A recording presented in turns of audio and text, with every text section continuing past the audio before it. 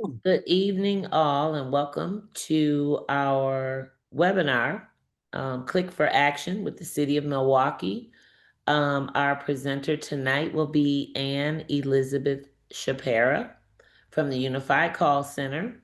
She's under the Department of Administration, and she will be our presenter. And also, I would like to welcome Dane McNeil. He is a inspector with the Department of Neighborhood Services, so DNS. So when you hear that, that's the Department of Neighborhood Services.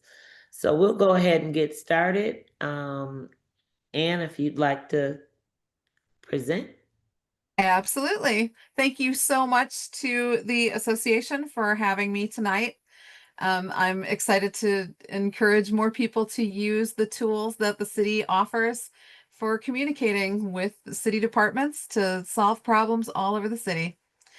My name again is Ann Elizabeth Shapira. I go by AE, like AEIOU, because Ann Elizabeth has a hyphen and too many syllables, and nobody has time for that in this modern world. So AE is fine. And I manage the Unified Call Center, which is in the Information Technology Management Division, or ITMD, inside of the Department of Administration, or DOA. We're in the mayor's administration. And we support all of the residents and property owners in the city of Milwaukee, and we also provide services to all city divisions. So we don't just support the Department of Public Works or the Department of Neighborhood Services. We also support many, many other divisions, 30 different city divisions, with the work that we do to enable city divisions to be out in the field and doing the work that they need to do while we answer their phones and receive their service requests and requests for information.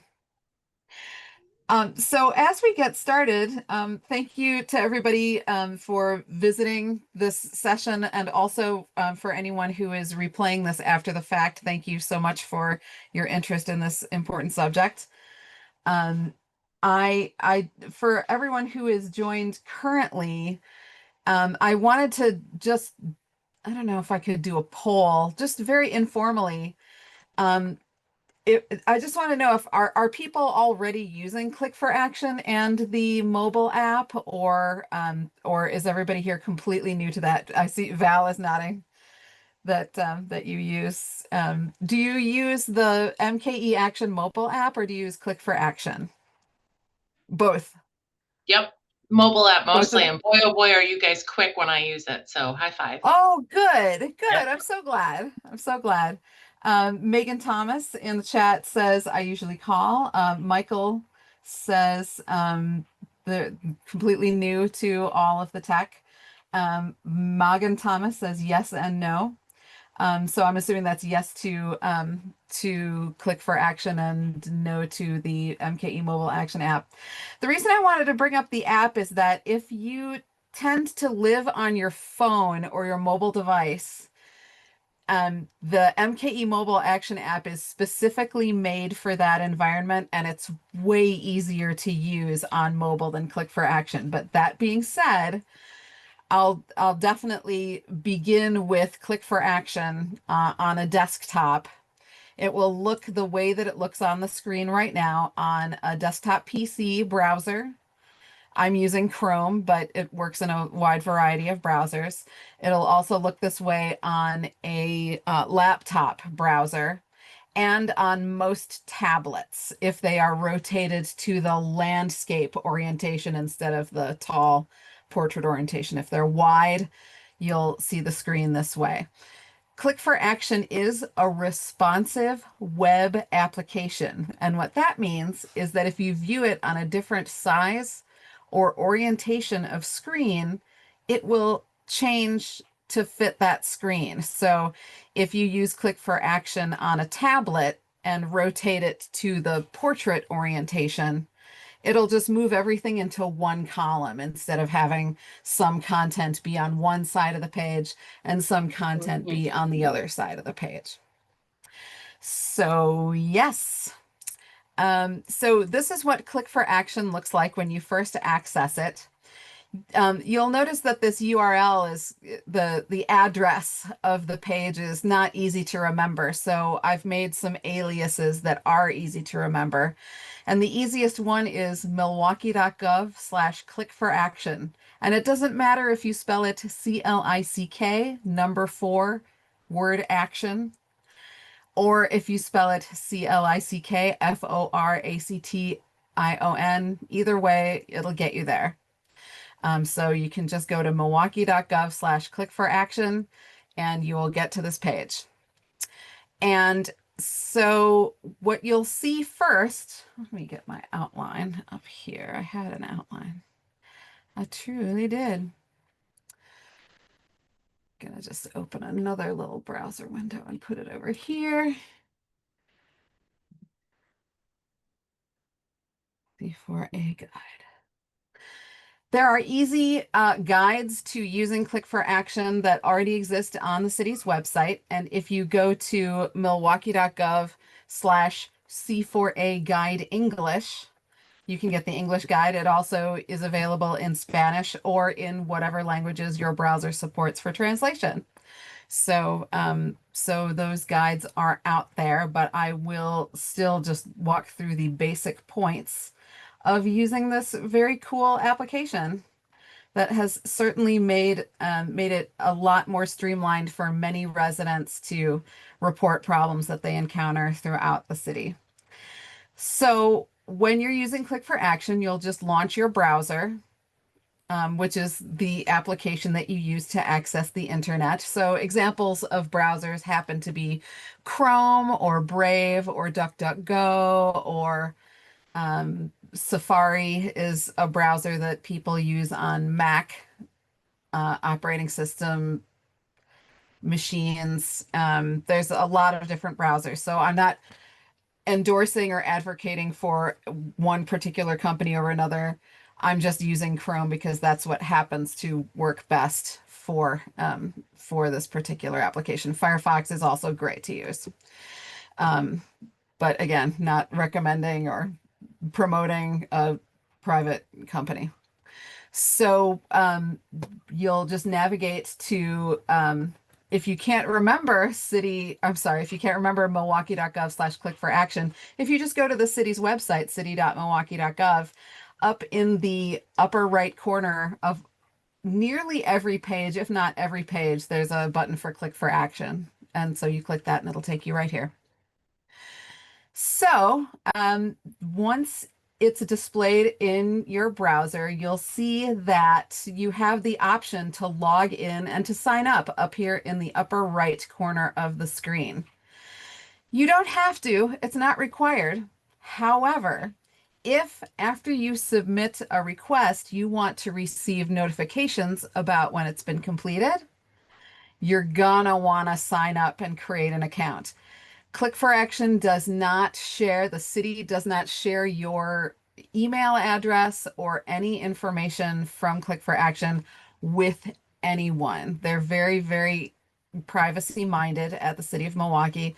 The city attorney has very explicit rules about what our service partners can do with our data, and they can't do anything with it. So if you want to use an email address, and if you're very privacy minded, go ahead and use your browser's email masker. There's a bunch of browsers that now will offer a digital mask for your email address where they will add on a code to the address or substitute it with a private relay address to protect your privacy. But I recommend, if you want to track requests that you're submitting, create an account. If you click that sign up button, you'll see this Click4Action City of Milwaukee, create an account to begin making an impact on your community window. There's this giant sign up with Facebook button that came from the vendor. We're not advocating that you do that. I'm not recommending that anybody do anything with anything from Meta. That button simply exists, but you do not have to sign up with Facebook. You don't have to have a Facebook account to use Click4Action. Absolutely not. So you can just create a username for yourself, enter your email, create a password, and then click the sign up button. Once you do that, the system will send you an email message to confirm that you have registered and to confirm the validity of your email address. To make sure that you get that email, it's a great idea to go to your email application or your email site. For example, if you use Outlook.com or Gmail or Yahoo or Proton Mail, whichever email application that you use, it's a good idea to add two contacts to your email account before you do this process. One of them is reset@publicstuff.com. The other is no reply at publicstuff.com. Doing this means that your email application will recognize the messages coming from Click4Action as real, valid messages and won't shuffle them off into your junk bin or your clutter folder or your trash can of your email program. So it's a great idea to do that first, to add those contacts to your email application first. So then you sign up. If you already have an account, you can opt to simply log in from this link on this window, or you can go directly from this button in the upper right corner of the screen. I have already populated my little account here. So if you forget your password, you can reset it yourself. It's a secure, safe, encrypted password reset system. You just click the forget your password link and the application will send you an email that will coach you through resetting your password. If you didn't get your verification email, you can click resend verification email. Or if you don't even have an account at that point, you can access the sign up button from there. So that's all if you want to create an account. Many people don't. Many people prefer to just be completely anonymous. I should caution you that there are some service request types, particularly for the Department of Neighborhood Services, DNS, where you are required to provide contact information. That doesn't mean that you have to be logged in, but there will be other fields on certain request types that require you to submit your first and last name and your phone number, and some of them even require you to enter your address, but we will look at some of those request types later on. Are there any questions at this point about logging in or signing up for Click4Action?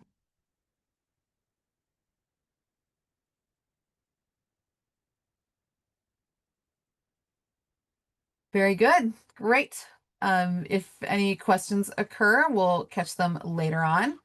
But for now, I'm going to move along with showing off how to find different request types within Click4Action. So once you are, I think we'll do this first not logged in, and then I'll show you logging in afterwards. So searching for a request type to enter. Let's say, for example, that, boy, there sure are a lot of leaves left over from last fall. Because the leaf collection season started late because the trees held onto their leaves so late, and then the snows came early. So let's say that you are really concerned about the push pile on your street, the giant pile that vehicles for sanitation pushed together last fall, then got covered in snow, and now are taking up a lot of space for parking on your street. And you want to find the leaf request. You can use the search box at the very top of the left-hand side of the page above the different categories of request types and just start typing the word leaf. As you type, the request types will narrow down to the ones that have that word in the name or description of the request. So we see the one that we want right there at the top, leaf/leaves pickup request. And if we click it, we see the request page. So if we want to enter an address here, I've compiled a very random list of Sherman Park neighborhood addresses. So I'm just going to grab one of those here, 2304 North Sherman Boulevard. Oh, and why does that say that's not real? 3712 West Center. There we go. So I've entered an address, and then when I finish typing 3712 West Center, I press the enter key on my keyboard. And you'll notice that the address changed from lowercase and uppercase letters to all uppercase letters. What that means is that the database inside of this application has compared the address to the City of Milwaukee's property database and has found a match. So that address is validated. Occasionally an address won't validate, and when that happens and the request goes through anyway, part of my job is catching those every day and correcting the addresses to make sure that those go through. My team and I do multiple checks every day of the year to ensure that requests are transferring with addresses that make sense.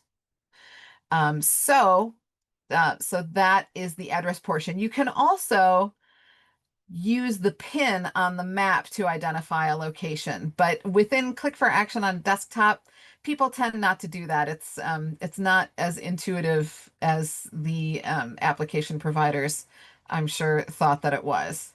The map pin function is much more useful on mobile with the MKE mobile action app, but you may want to just ensure that you're getting a valid address by typing an address in the address field on the left side of the page.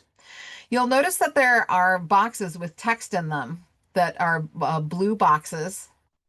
Those are boxes full of useful information for you. It's really important to read those. One of them that appears on most request types says, keep it short. Character descriptions with longer than 600 characters or about 80 words will cause your request to fail to enter the city system. Now you may be saying, if that's true, why does the field let you type War and Peace if you can only fit an op-ed to the New York Times? Why is the box so big? Why will it let you keep typing? That's because the restriction for 600 characters is not within Click4Action. It's within an app behind Click4Action that the Department of Public Works uses to process requests. So for a request like leaf/leaves pickup request, those go to sanitation, which is a division of Department of Public Works, and their backstage app, their back end application is quirky and antiquated, and it can only handle descriptions that go up to 600 characters. So what happens if somebody types War and Peace in the description field and it gets stuck? It comes to me, and I have to abbreviate that message, take the giant message, make it into a series of images, attach the images to the request, and then push that through. So brevity will be the soul of wit as far as Click4Action is concerned. For some request types, your contact information is required. And if that is so, then you will see required next to a first name, last name, and contact phone number series of fields. For each of these fields, you can't type a large amount of information because, again, it will cause the request to get stuck. So if you have a last name that's longer, it's actually 25 characters. We need the app developer to change that. The last name field will take up to 25 characters. But again, these are limitations on our legacy application that DPW uses to process these in the background. So with the phone number, resist the urge to put brackets and extensions and illustrative text. Just the numbers, no spaces, no letters, hyphens maybe, but it's better to simply type letters. I'm sorry, simply type numbers for the contact phone number. The description is where you can enter a brief description. You can also add a photo. When you click add a photo, the first time that you do it, you may get a message from the application saying, are you sure you want this application to be able to access your photos? And if you deny that permission, you won't be able to attach a photo. But in this instance, I have accepted it. So I don't happen to have, oh, I think I do have a picture of some leaves here somewhere. Let's see, resources. leaves. I think I've got a picture of killer leaves. Nope, not handy. At any rate, that's where you would add a photo. I say leaves because many people who call the Unified Call Center frequently refer to leaves as leafs. And so we always have to make sure to include that plural so that people understand that both of them mean the same thing. Once you've added all the information and a photo that you want to add, you can click submit to submit the request. You can submit more than one photo. However, when you initially submit the request, you can only attach one. Once the request is submitted, you can add more photos, but when you first submit it, you can only attach one. That's a current limitation. There is going to be a future version of this app between now and early 2027 where it will allow you to submit more photos, but at the moment, only one photo can be added at the time of submission. And so I am going to just simulate a request by typing testing sample buddy 414-555-1212 for the phone number, and test please disregard for my description, and I'm going to submit it. Now, at submittal, if I haven't already logged in, Click4Action will ask me if I would like to log in or if I would like to sign up. I also have the option to skip logging in if I wish to do so. It's a very small little link right here, but if you don't want to log in to submit your request, in many cases you don't have to. Most requests permit you to submit anonymously, so you can just click that little skip button right there. In this case, I am actually going to, whoa, where did I go? Submit. I'm going to, oh, yes. I already have an account with Click4Action. So since I already have an account, I can log in by clicking the shiny login link at the bottom of that window. So I've already got my my email address and my password populated there. So I'm going to go ahead and log in. And once it submits, you get a success box where it'll show a green check mark and success at the top. And the success box will give you information about what happens next in some instances. In other instances, it'll simply thank you for submitting the request. For this one, it lets you know that because of the particular time of year that we're in and the unusual circumstance of the late leaf fall and the early snow, it's possible that not all piles will be collected, but the city is focusing on the large piles from last year. It also gives you a couple of links where you can download the MKE Mobile Action app to your mobile device if you're trying to use Click4Action on a mobile device, which is possible but not optimal. So it also gives you the request ID number or confirmation number for your request, which in this instance is 1787-1961. If you log in when you submit your request, in most instances, you will also receive an email notification that your request was submitted. And then when the request changes status, you'll get notifications that it's been received or that it's in progress or that it's completed. And that is the entire process of submitting a request in Click4Action, this type of request in any case. After you clear that success screen by clicking the tiny green X in the upper right corner, you'll be able to see an overview of what your request was, the location, the type of request, the current status, and again, that confirmation number. Okay. And that I was just going to say, were there any questions along the way here? Okay. And I'm sorry. Oh, no, that's great. Any- That's perfect timing.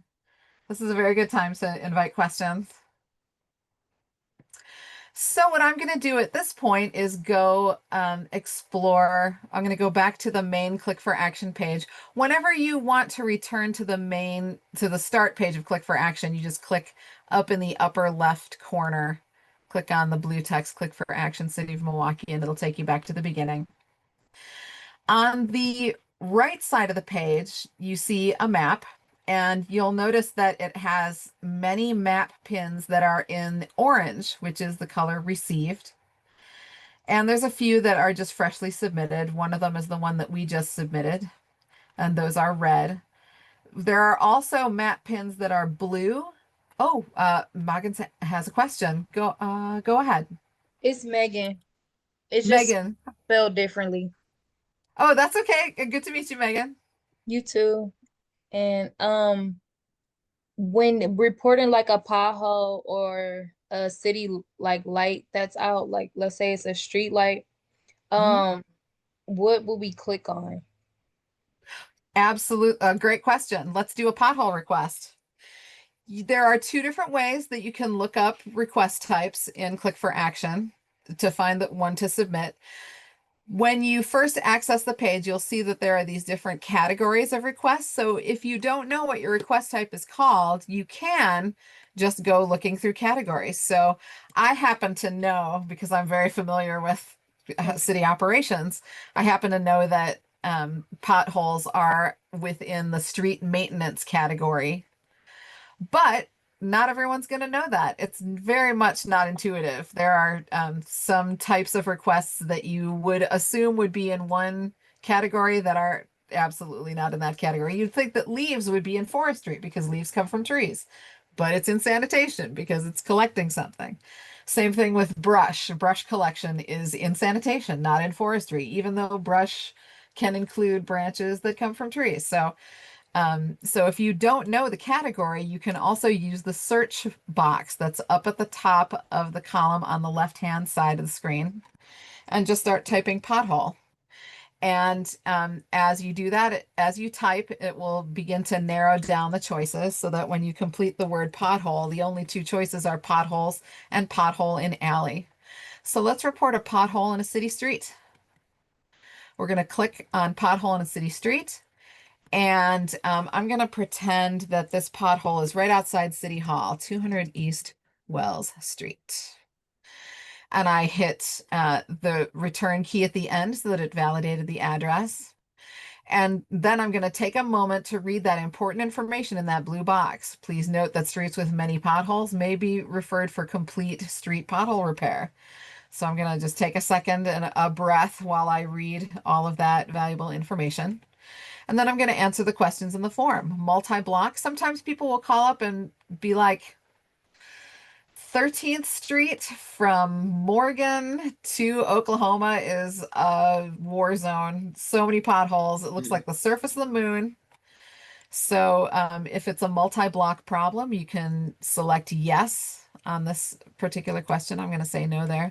Number of potholes. I'm just reporting one pothole, but you can enter any number, and people enter large numbers. I'm going to enter that this is a test request. Please disregard so that my colleagues over at street maintenance do not take it seriously. I can add a photo of the pothole. And one thing that's really fun about potholes in particular is that street maintenance staff have recently just within the last year changed the way that they handle potholes so that crews take a before picture and an after picture and attach them to the request so that when the pothole is finally repaired, if you've logged in when you submitted your pothole complaint, you'll get a notification saying, hey, it's fixed, check it out. And you can view what the pothole looked like when they got there and then what it looked like when the seal was complete or the repair was completed. So if I were going to add a photo, I would click there and then click submit and get my success screen, which happens in a moment. And the success screen will sometimes reiterate that information that was in the blue box with useful information about that request type. That information will often also appear in the confirmation message that you receive if you were logged in when you submitted the request. It's kind of neat.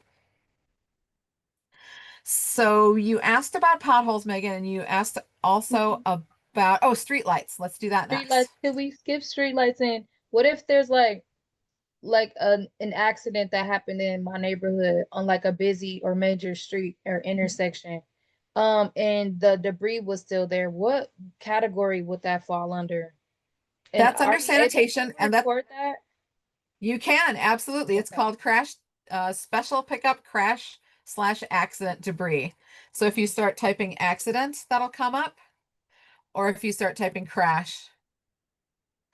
There's Vision Zero, which is the mayor's office's program for reducing and eliminating, in fact, traffic accidents or traffic crashes and encouraging safe driving throughout the city. They had a few months ago asked us to rename this from accident debris to crash debris, but there was some pushback where residents weren't, they were looking for the accident debris request type and couldn't find it. So we put that term back in there, but that's the type of request that you will use, the special pickup crash/accident debris. And you can just add the location, and there's a little bit of disambiguation information in the description where sometimes people will see special pickup in the request title and think, oh, I put my chair out by my garbage cart and I want to make sure it's picked up. So I'm going to use that. But there's actually a different request type for that, which is the sanitation inspector notification and bulky item pickup service request. You can fill in, oh, I didn't fill in an address. Let's do 4021 West Concordia. And we'll say that this is at the curb. Sometimes there's crash debris in an alley, but in this instance, we'll say that it's at the curb. And we're going to say test request. Please disregard. And just like with any other request type, we can add a photo. Now you'll notice that this particular request type has the option for you to keep your contact information, or I'm sorry, this particular one has the option for you to keep it private so that only you and city staff with access to this application can see it. Some requests offer that little switch down at the bottom where it says privacy, public/private. So you have the option for that. If you're logged in when you submit it, then it sort of keeps it just a little more private. Sometimes people want to report something and they don't want their neighbors to know that they're reporting it. So in instances where that's okay and that information isn't required for future court proceedings, sometimes we'll allow that little privacy toggle. But I just wanted to draw your attention to that because you'll see that occasionally. Then just like with any other request type, you can add a photo and then click submit to submit it. I'm going to not submit this one because I think sanitation's going to get tired of me peppering them with test requests. So I'm just going to go back to the start. But that did that answer your question? That is how to report crash debris. Yes, thank you. You're very welcome. Good questions. Are there any other questions at this point? I was just going to mention that Wynn mentioned that she's new to the app. And if there's a way to download it for people, that may be helpful. Absolutely. So Click4Action is not an app in the sense that you can download it. What it is a website. It's a web page. There is an app that you can download for your mobile phone. Oh, Leslie, good question. I'm going to get to that question next. How do you report nuisance properties? We have a lot of categories for that, so I'll definitely go through those. And I'm very glad that my colleague Dane from the Department of Neighborhood Services is on the meeting as well. He can provide additional information about specific nuisance types. But to go back to the initial question, there is an app that's available for mobile devices. It's called the MKE Mobile Action App. It's available for iOS or Apple iPhone and Android. And those are the two main operating systems for mobile devices that people have asked for the app to be available in. There are other operating systems for other mobile devices, but so far, no one has asked for the app to be made available for Linux phones or for any of the about 100 other existing OSs. So, but it is available free in your app store for iOS slash Apple slash iPhones and in the Google Play Store for Android devices. The MKE Mobile Action app is Click4Action. It's just more streamlined for mobile use. And later on, I'm going to try to share my screen from at least from an iOS device, unless people signify in the chat that you would prefer to see it on an Android device. I could do both. I've got enough time to show you what that looks like for each one of those. So yes, so you can't actually download Click4Action. You just use it in a browser, which you already have on your mobile device or on your desktop PC, on your laptop, on your tablet. A browser is an application like Safari or Microsoft Edge or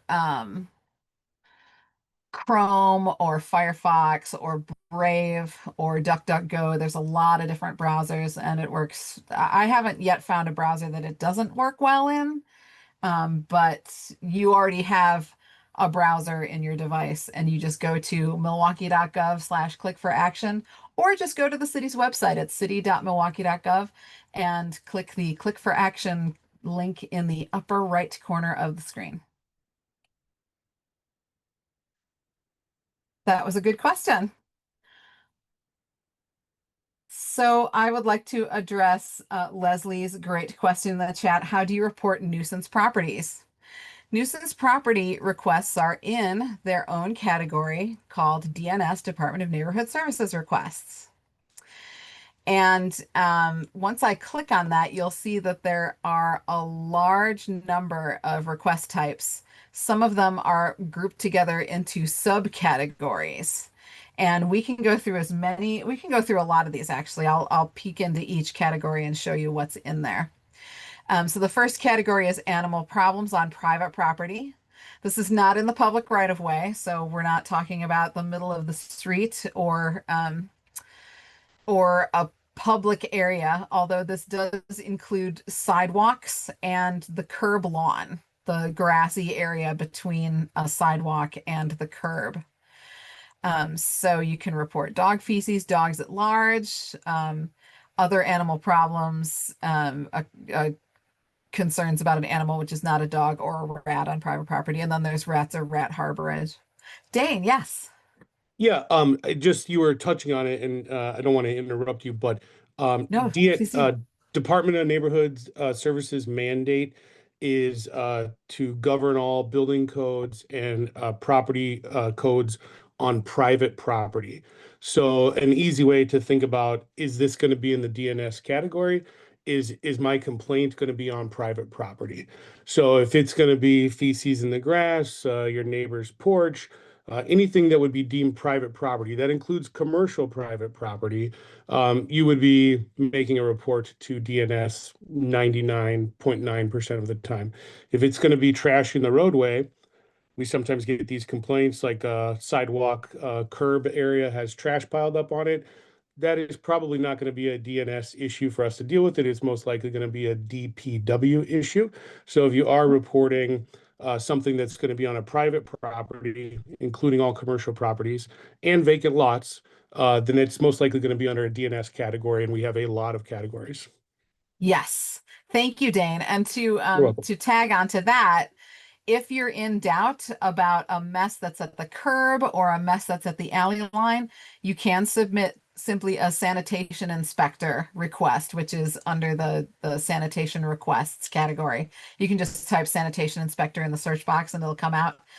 And then a sanitation inspector can take a look and determine whether, oh, this is really a private property situation and refer it to DNS, or determine whether DPW needs to issue their own cleanup order for that. So I'll just briefly touch on some of these other categories. Some of them contain a lot of different request types. One of those that does is building in disrepair.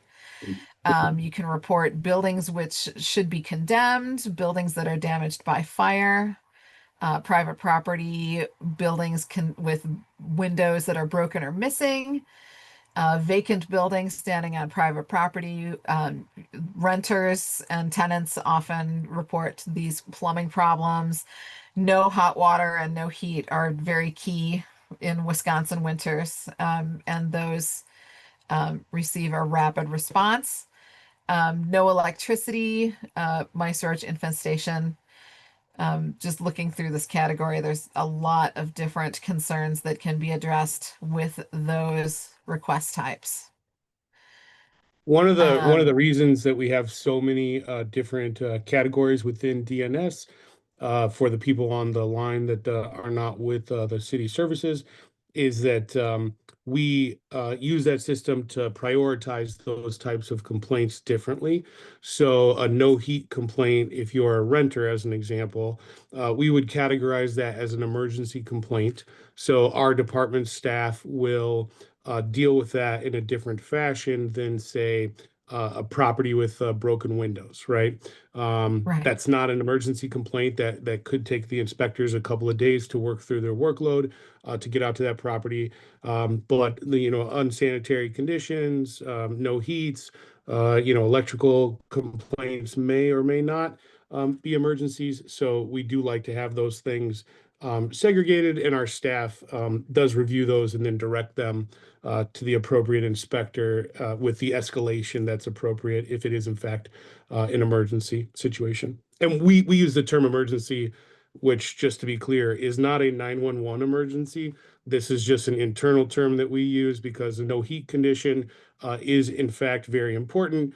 But obviously, if there's a true emergency, you always want to refer to 911 for any actual emergencies. Yes. Thank you for mentioning that, Dane. That's a very good point.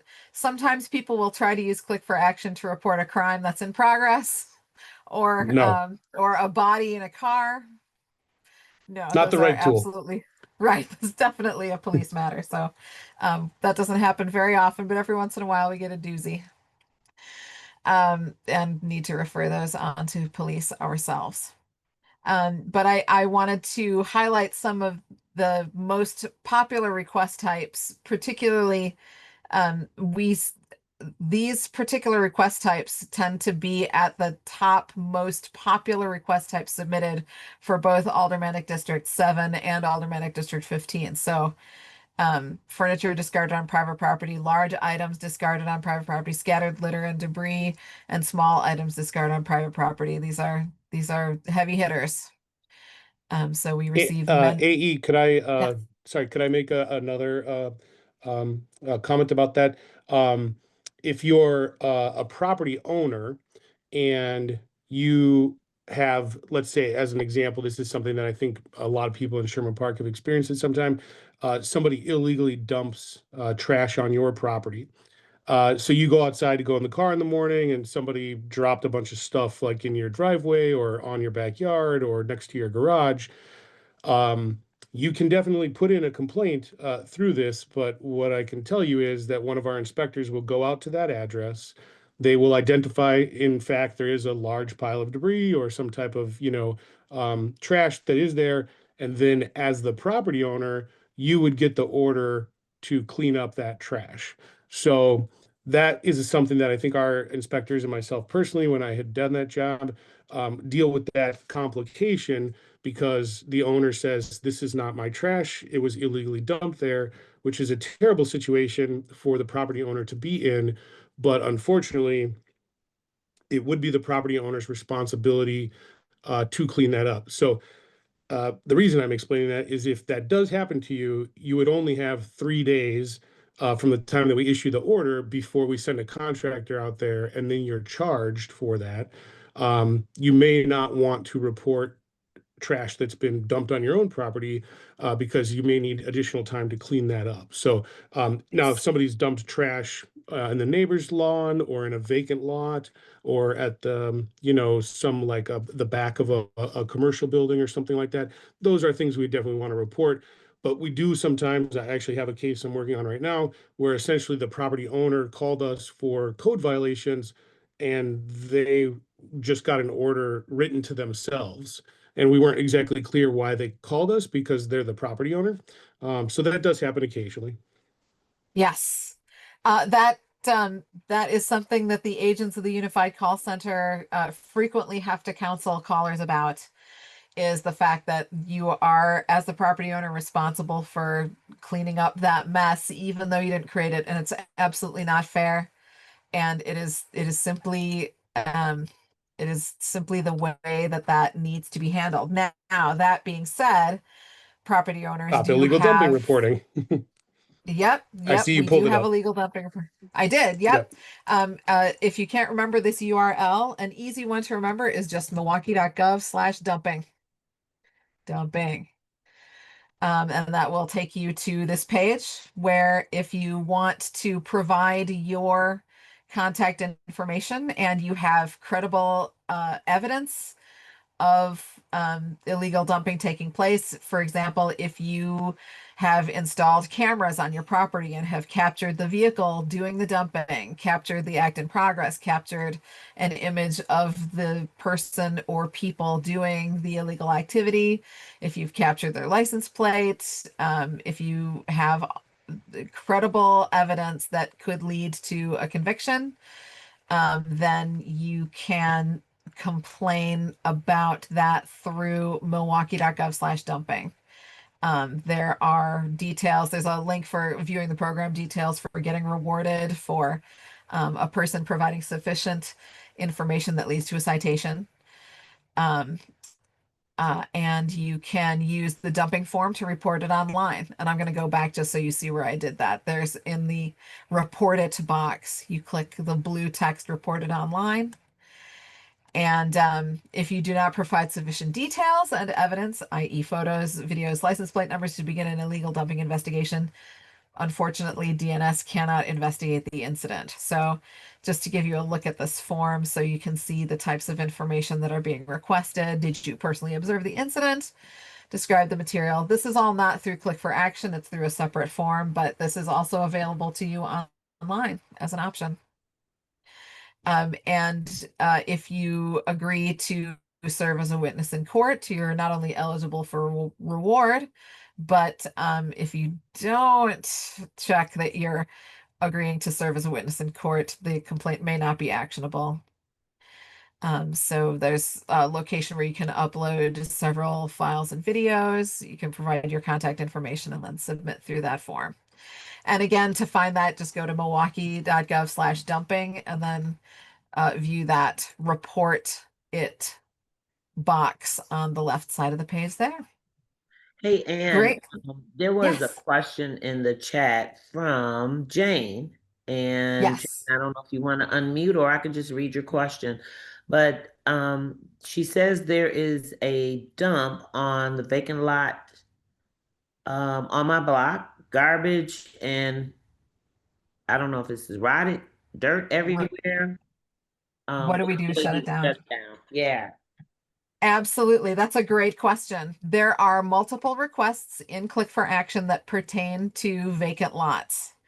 There are multiple for city-owned vacant lots. So if you know that that lot is a city-owned vacant lot, you can report that there is a problem with the trees, or that a cleanup is needed, or that it's full of weeds that need to be removed, or that in the winter time, after 24 hours has elapsed after a snowfall concludes, the sidewalks around that lot have not been shoveled. If it's not a vacant lot, or if it's not a city-owned lot, then you would use the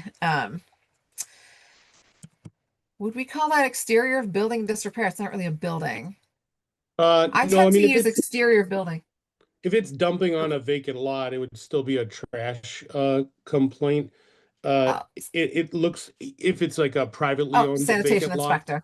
yeah, it would still be a dumping issue for, large debris or whatever the type of debris category would fit.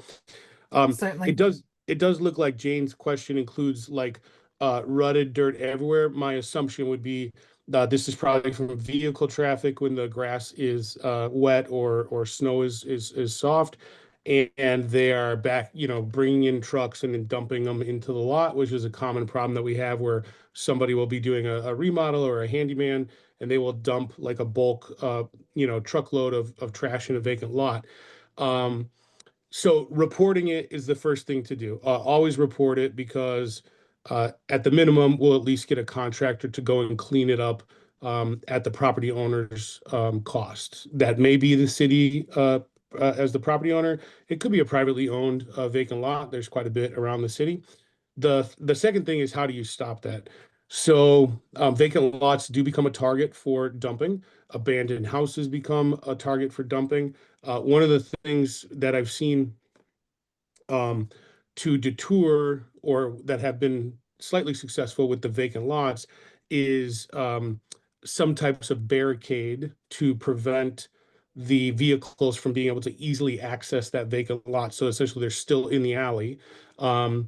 And that can be accomplished in many ways. And I think Mabel would maybe be a good person to help with that. Basically, what I think needs to happen is DNS does not have a protocol on how to deal with the barriers, but through community organizing, community action, dealing with your community agencies like Sherman Park Association, they can work together to identify the lot, identify the owner, which is going to be the first thing that you'd want to really do, and then figure out a method that would solve that problem. So I've seen concrete barriers. I've seen people put up like old railroad ties that would essentially build like a 1 or 2 foot tall barrier fence around the property so that you still have the vacant lot, but it's not easily accessible for vehicle traffic. And those would be things that I would highly recommend that the community agencies or community groups work together to pursue how is going to be best to barricade that property. And This speaking is of working together, I'm so glad that you're here, Dane. Thank you so much for that You're information. welcome. That is very helpful. Yeah, and absolutely, we are here to help. As the Sherman Park Community Association, just give us a call. We have seen where they put up the concrete barriers along with I guess it's kind of like railroad tires, Yep. railroad wood. So those have been put in place too to really deter people from parking on vacant lots as well as the illegal dumping. So that is Mhm. definitely a possibility. Another question in the chat, are there any pro proactive deterrents from illegal dumping? And that came from Leslie. I mean, I could take a swing at that question for Leslie.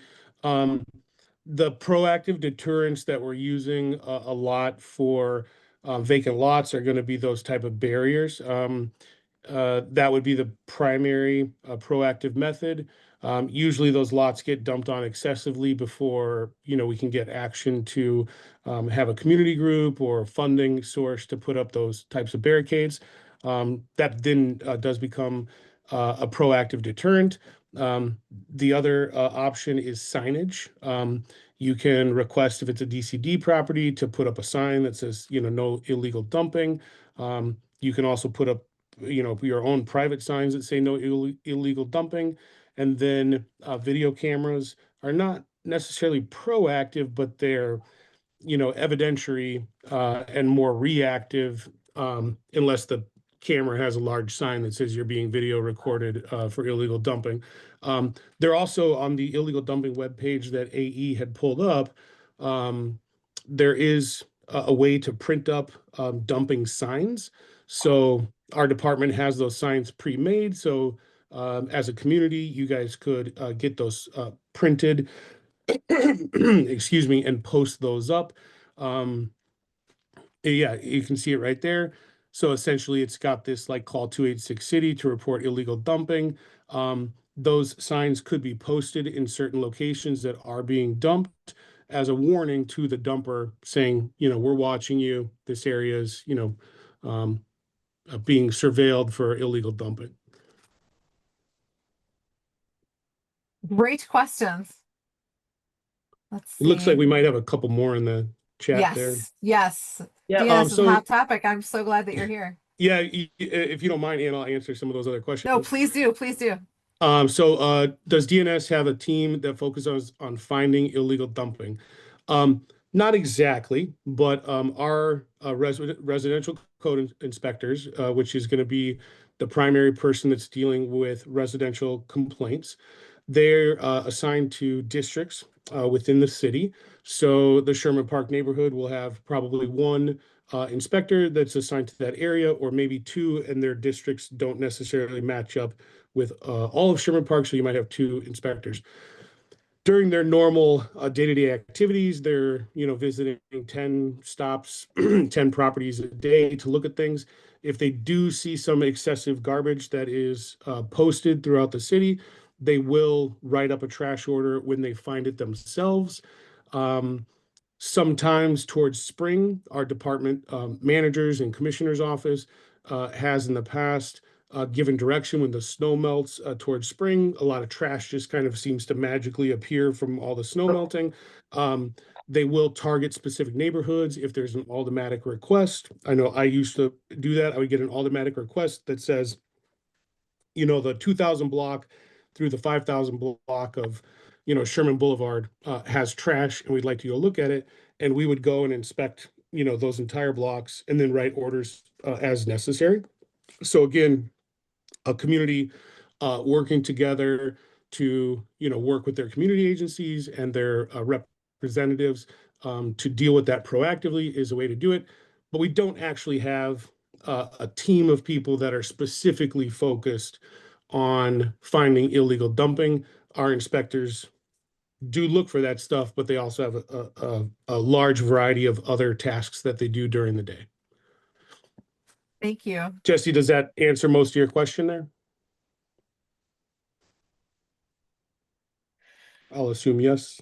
Concerning Jane's question, if the property owner has given permission for the dumping, how do you get property owners cannot simply that's arbitrarily not allowed. create. It's not a thing. It's not a thing. So no private property within the city of Milwaukee is allowed to give permission for dumping of essentially anything, because those properties are not they don't have zoning to be a dump site.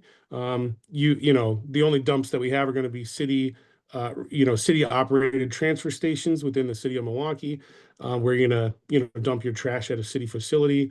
And then trash be removed. How do you get the barriers put up after the trash is removed? Can the trash even be removed if the owner has given permission? Is there any law against private dumps in the city? Yeah, so yes, essentially there are laws against private dumps in the city. To my knowledge, that is not something that we allow. There are there is permission for commercial properties to have exterior storage, which somebody could possibly misperceive as a dump. There are, recycling centers that are licensed within the city, and there are car recyclers or car dismantlers that are also allowed within the city. So those type of commercial businesses deal with specific stuff, but they are not, in fact, a dumping ground for trash and debris. thank you so much for these great questions, and thank you, Dane, for the insights. You're welcome. I couldn't To, raise sorry about that. I couldn't raise my hand, so I just kind of unmuted. And it's Jesse. That was a perfect answer. I guess my next question to leading up to that will be, how do you figure out who's the inspector in your city? Because our agency does weekly dumping reports, and we pretty much send them to one person, but maybe we could be sending them to the inspector to the city as well. So Jesse, when you say you do weekly reports, are you transmitting those to somebody specifically, like within Department of Neighborhood Services via email, or how are you guys handling those reports? Well, we also have a neighborhood cleanup crew, pretty much, that's contracted through Root and Rising, and Okay. they pretty much get the dumping as well. So we go, one of our teammates, either me and Megan, we'll go out and we'll figure out all the dumping. We're in Washington Park, by the way. Okay. We'll figure out all the dumping, and we'll pretty much take pictures, write a little report, just where it's at. If it's in the alley, the address is closest to. We usually only do the city of Milwaukee properties, but just all throughout the Washington Park area, we'll take pictures and we'll make a little report and we'll send them to him. We'll send Okay. them to Also, Alderman Stamper, Stephanie Stamperia, the contractor that Reliant Property Management, and of course our executive director at Rooted and Rising. Just to quickly answer your question. Go Yeah. ahead, Jesse. So I didn't know that Rooted and Rising was doing that type of work, which is absolutely fantastic for the neighborhood. So Jesse, remind me of what your question was. You wanted to know what how to find which inspector was for that area. in the Washington Park area, because maybe we can just CC him on the email with the report on it. Yeah, I actually I don't think that that would work successfully to CC the inspector because on any given day, a single inspector may in fact have more than 100 complaints for their specific district that would show up in their software tool that they're using. We call this a Cella exactly. Um, so that would not be something that they would want to go directly to the area inspector. They would want it to go through the Click4Action system or through the Aldermanic office, which would then go to a management team and then be distributed to the inspectors as the workload would require. But it sounds like Rooted and Rising has some type of funding source that they're using to pick up trash within their own neighborhood. So it wouldn't be something necessarily that the city would really want to know about unless they needed additional assistance with something that your contractor couldn't handle. But if you do want to get additional information about connecting Rooted and Rising and your trash pickup activities with the city, I can definitely put you in contact with our outreach coordinator, or even AE might actually have Stephanie Sam Ripa's contact information on her PC that she could pull up for us. And you could contact her about how to better work as a neighborhood agency with the city on that type of stuff. Her job as an outreach coordinator is to work within the communities and the community groups to help, facilitate private partnerships between the city and organizations like Rooted and Rising, which, has many different arms with interaction within the city. Okay, thank you. Perfect. There you These go. are I great got it. I questions. got it Thank you right so there. much. Yeah, reach out to Stephanie via email. Jesse, you could introduce yourself, give her a brief description about what your guys are doing with Rooted and Rising. She very well may already be aware of the trash portion. I'm more aware of the Rooted and Rising housing initiatives that they've got going on. But Stephanie's definitely connected, at the management level and can, really work through that type of stuff with you guys. Right. And Jesse and Thank Megan, you. you may have remembered meeting Stephanie Samaripa on any of the Ron calls. Mhm. Oftentimes she's participating as a liaison to DNS to support the Ron agencies. Yeah. Okay. Okay. Thank y'all. We You're very definitely welcome. Thank you. DNS is definitely open for additional connection within the Ron Coalition or any other neighborhood associations. It's a big part. We have a special department called the Outreach Department, which my department is also works with. That is specifically just so that we can stay better connected with the neighborhoods and determine what we can do to help the city of Milwaukee and the neighborhood groups. Right. I did want to address the question in the chat from Jatan Taylor. In the near future, will you be able to post video with reporting? Within Click4Action, the next iteration of Click4Action should have the capability for video submittal. However, right now, if you submit a request through Click4Action and you want to add a video that you have captured, you can always email that video to uccwebhelp@milwaukee.gov, and you don't have to remember that. It's at the bottom of every city webpage. So if you go to, like, for example, the drop-off centers page and scrolly down to the bottom, and you click the contact us, that will take you to the UCC's page, and then you can just click the City of Milwaukee general email, and you can send the video that way, and we can get it to the servicing division for that particular request. So it's a little clunky. It's not as instant as uploading a photo, but that is coming. Video attaching with those request types. If you're talking about reporting illegal dumping, on the dumping form for the Department of Neighborhood Services illegal dumping page, you can upload videos there. That function already exists, which is great. Well, I've only got like 20 minutes left.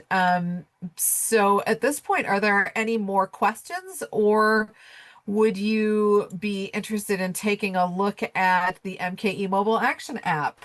I can give you a very brief overview of that. It's basically the same as Click4Action. It's just in a mobile app form. There's just a couple little quirks about it that would probably be valuable to address. Any questions? All right, AE, I think that's a good idea. Let's move to the mobile All action right. app. Great. So if you go to milwaukee.gov, MKE mobile, which is spelled MKEMOBILE, it will take you to the Milwaukee Mobile Action App page. And you'll need a Google Play or Apple ID to download the app. So you'll need to either have an account on the Google Play Store for your Android device, or have an Apple ID for the Apple App Store to get it on your iPhone. But it's essentially the same with some small differences. One difference is that the front page, the home screen of the app, contains a bunch of cool little things called widgets. Widgets are little nimble things that I can add on the fly and adjust day by day depending on how much in focus the function of that widget is. Some widgets are buttons that take you directly to a request type so that you can submit it very easily, and will include widgets for the most popular ones at different times of the year. Other widgets are links to city pages that are useful or in demand. Other widgets will sometimes simply be informational. So you can scroll through the home screen of the app, but it's also it's a lot easier to use the app to capture things on the fly if you want to take pictures of problems that you're seeing in your neighborhood. There's a sort of a camera button built right into the app. So when you're completing the request type, there will be a photo button right on the page. And when you tap that button, it will ask you, do you want me to use a photo that you've already taken, or do you want to let me use your camera so I can take a picture? And so you can take a picture of the problem right then and there. It'll attach directly to the request type, and then you can submit it all right in the app, which is kind of a neat function. So I'd strongly encourage anybody who is doing a lot of reporting using a mobile device, either a tablet or a mobile phone.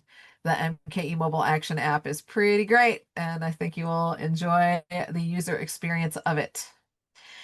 There are hundreds of request types available, and I actually kind of want to go back to Click4Action to show you just a handful of other request types. The request types are the same in both the MKE mobile action app and Click4Action. They just have a different interface for getting them to the city, with Click4Action being in a browser, and with the MKE mobile action app being its own environment. So I'm going to return to Click4Action, go/Click4Action. And we were looking at those DNS request types. And while we were there was something that stuck out to me that, oh, yes.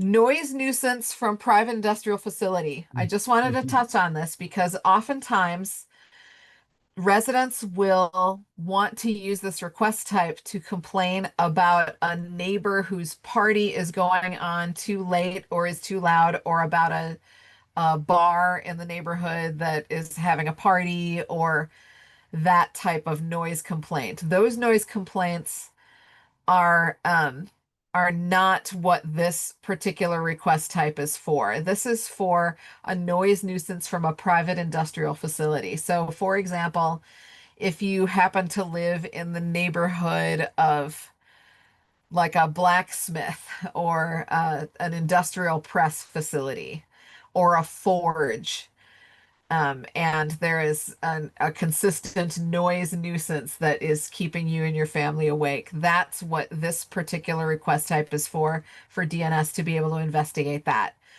Other noise nuisances, you may need to talk to your neighbor to turn down their TV or to turn down their stereo, or call police, emergency or non-emergency, depending on the urgency of the situation. If you feel and it's your discretion about whether it needs to be a 911 situation where you need an immediate response, or if you feel that they're going to be partying for a while, I can call 414-933-4444 and ask the non-emergency center to have a squad car visit the neighbor and encourage them to reduce their noise nuisance. So just wanted to clarify that. Thank you. Absolutely. Returning to the main category of requests, you'll notice that when you click the traffic signals category, there's only one request type. You can report all different types of traffic signals issues right in the app using this one request type. You have to select a number of variables and give us some description that will help pinpoint the location and the nature of the problem, but you can submit those directly there. That being said, if you encounter something with a traffic situation that is like a crazy level emergency, please call that in instead of submitting it electronically, because 414-286-CITY 2489, 414-286-2489 is answered 24 hours a day. But there may be certain intervals of time when these requests aren't necessarily seen immediately. So, but you do have the option to report those within the app. AE, when you say when you talk about the traffic lights, like I've seen a scenario where, for some unknown reason to myself, all of the traffic lights at an intersection in all four directions, they had all turned off. So maybe a power failure, the battery backup had failed, and that creates an emergency hazard because now we don't have a flashing red light as a backup. We have no lights, and people tend to think that's a green light and then drive through it. That would be something that you would want to call the Correct. police so that they can get traffic control out there so that the road control guy or the traffic control guys can actually fix the lighting. Right. Yes. Yes. Thank you for that. Thank you for that.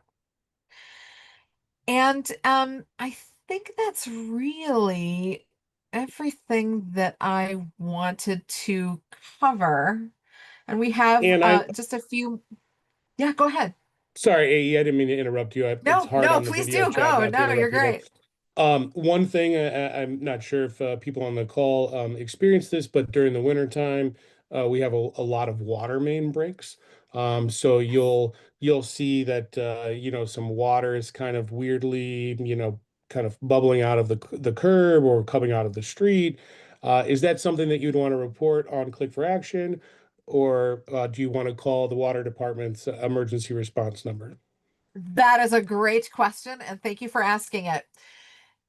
Waterworks is an odd division of the Department of Public Works, and they're almost like a separate department because they have special levels of security and special levels of urgency to their operations that make it necessary for you to call their emergency number. And I believe that that's 3710, but I'm going to just verify. From I my think it is personal 30. experience, because I'm a field inspector, I'm out in the street a lot and out in the neighborhoods.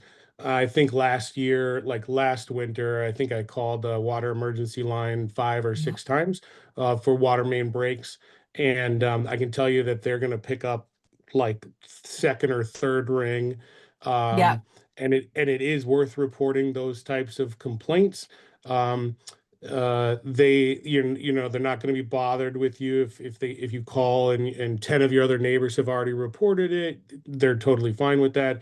Don't Yes. hesitate to call and make those complaints, because if a water main bursts, let's say in your neighborhood, that could be a small leak that's going to grow, and if it's not Yes. reported properly, you could have an absolute mess on your hands as a property owner, where you've got a foot and a half of water flowing down the street in the dead of winter. And the faster that our water department guys are notified about that, the better it is for the constituents that live in the neighborhood to lessen the damage and issue. And it's better for the water repair technicians to be able to get out there and deal with that before it becomes really kind of a catastrophic flooding situation. So don't, I think sometimes when I've talked to people, they're a little hesitant about reporting those. Well, I'm not really sure if I should report it. I guess my point is, don't be hesitant. If something doesn't look right, call. The staff would rather, they actually have people that are just water inspectors. So they'll send somebody out there sometimes within minutes if your report is accurate and good. And they will send a field technician out there to identify the problem, and then they'll take immediate action on water main breaks. And Speak. thank you for that. And to add on to that, if people aren't always going to carry around the extensions of every city division in their head. So if you see a water main break in winter, 911 is fine for that. 911 Absolutely. operators are very happy to refer those to water, and also to deploy squads in the event that that barricades need to be deployed or traffic needs to be rerouted. So excellent point. Thank you so much. AE, I have a question, and Dane, probably you Yes. can help with this as well. So, this past summer was hot, and we had some young people that opened up the hydrants on the street. Mhm. So, tell me, what direction does that call go to? Does that go to 911? Does it go to Department of Public Works, Water Department? Yeah. Where I mean, technically, the water I would say department, police. yeah, the water department controls the fire hydrants here in the city of Milwaukee. They're not controlled by the fire department, it's the water department. Um, Most likely that would be a police complaint. Um, you know, Kids like to pop the hydrants when it's hot outside. Is that a terrible situation? It depends on how it's being dealt with. Is it gonna build to a problem where now a fight breaks out? But it would definitely be a police matter to deal with it uh, in the immediate scenario. The water department would want the water shut off and may actually be called by the police to shut the water off once it's been open. Like, let's say the kids took off with the wrench that they used or something, a water department guy would be called in to come and put the fire out. But it would definitely be like a police related matter. Okay, thank you. All right, we have about 6 minutes left. Are there any other questions? I kind of got a question. Uh, so I was just thinking, like, uh, I think this training was really great. You know what I mean? Mabel, thanks for putting us on with it. And I was just thinking maybe like later on during the year, I was just thinking if we could make this meeting maybe twice a year type of deal, and we could get even more residents to, get on the call and just pretty much run the same thing. I think like maybe if we did it like once in the beginning of the year, like for this one, toward the end of the year, I wonder if maybe we'll be willing to coordinate that. We'll help you coordinate that's possible. You know what I mean? But I don't want to be overtaxing too much. You know what I mean? Just so we can train up as many residents as possible with this information. Oh, I would absolutely. absolutely, I'd be totally on board to make myself available for that. Yeah, and Jesse, I totally agree. I think the the most important part of this presentation is to educate residents on how to use Click for Action. Because oftentimes our office, the Sherman Park Community Association, will get these types of calls. And then we have to also then redirect people on who to call.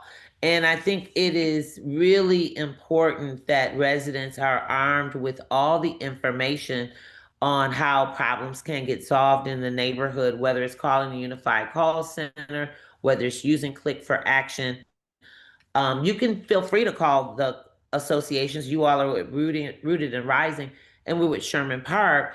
But I think it's very important that we are always communicating, always educating our residents Yeah, on who to call, what to call, when to call. So right. I would totally agree Absolutely. with you. We're happy to do this presentation later on in the year because it's February now, and in a month or two, the snow's gonna melt. We're gonna have a lot of trash on the street. We're gonna have some sewers that are clogged up because of trash. So those are the things that we're also going to have to address as a community. And so I really thank all of the residents who have been engaged and involved in this conversation. And thank you so much for taking your time out and listening, Yes. participating, asking the questions. I think it is so important that we are all educated. And then also, I'd like to thank Anna Brandon Horse, if you'd like to get back on the screen. Anna is the coordinator for this particular webinar, and I wanted to, deeply thank you for your work in coordinating with AE. And Dane, thank you for joining us as well, You're welcome. for making sure that we are starting to educate residents, community on all the services that the city of Milwaukee offers. I will say this too. I have lived other places. I used to live in Detroit, and one of the things that just really tripped me out was the fact that they would plow the main streets, but the side city streets wouldn't even get plowed. Residents would have to actually collect money to get their side streets plowed. And, you know, I think the city of Milwaukee offers excellent services, response times. I've used Click for Action for our agency. I've used it as a resident as well. And the turnaround time, I think Val had mentioned, was exceptional. I mean, within 24 hours, 48 hours, the problem was resolved. So we do want you all to also feel free to use these services when it is available or accessible to you. So thank you for that. And then another thing I will also say, the number that I always remember, if you can't remember the city's phone number, it is 286 City, CITY. So if you look at your phone and you see where those letters are, those are the numbers to call. So that's another way of sharing this information as well. So Dane, AE, Anna, I don't know if you have any other closing remarks as we are at 7:58. Yes, Uh, sir. the Thank the you depart. so much. Oh, Go ahead, go ahead. Go A. ahead. Oh, Oh, I the just depart. wanted to address, Leslie had one question. Can Yep. you order a dumpster for your block cleanup? If you go to milwaukee.gov/weekend box, it'll let you know all about the when reservations will begin to be accepted for the weekend boxes. So March 2nd is when they will begin to accept reservations, and that page gives you all the information about the weekend box reservation program.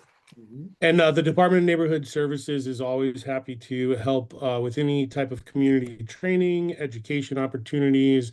I know Mabel and I have worked together on many different projects, and have personally attended Sherman Park Housing Association fairs to assist residents with information on some of our other projects that we have. Stephanie Samripa's email is here in the chat. She is our outreach coordinator, so if you do want to set something up, she's the person to talk to. And then, you know, AE and Mabel, we're always happy to help you guys out wherever we can. Thank you. Absolutely. Anna, did you I have did any want to comments? mention one more thing about the Milwaukee mobile action app. Oh no, it's 8 o'clock. Well, just very, very quickly, it's available in whatever language your phone is in. So if you set your phone's language to Russian, it'll be in Russian. If you set it to Karen, it'll be in Karen. If you set your phone to Spanish, it'll be in Spanish. So that's 40 Very cool. languages on iPhone and over 200 languages on Android. Wow. Awesome. Anna, That's did cool. you have any comments? Yes, I just want to say thank you to the United Call Center and DNS for being here and giving us this wonderful information so that we can empower our residents so that we can have healthy and clean neighborhoods. So thank Yep. you. Absolutely. Love to share the info. Thank you so much to my colleague Dane, and thank you to the association for having us. It's a pleasure to share the information with you. Have a great evening, everyone. Just a quick reminder too, the Sherman Park Community Association will be sharing this recording of this presentation in our newsletter, also on our YouTube channel. And so please tune in to that so that way you can share it with other residents and also be mindful of how you can help your community be a safer, cleaner community and improve quality of life. Thank you. Thank you so much. Have a Good night, great y'all. week. Good evening, everyone. Good night. Thank you.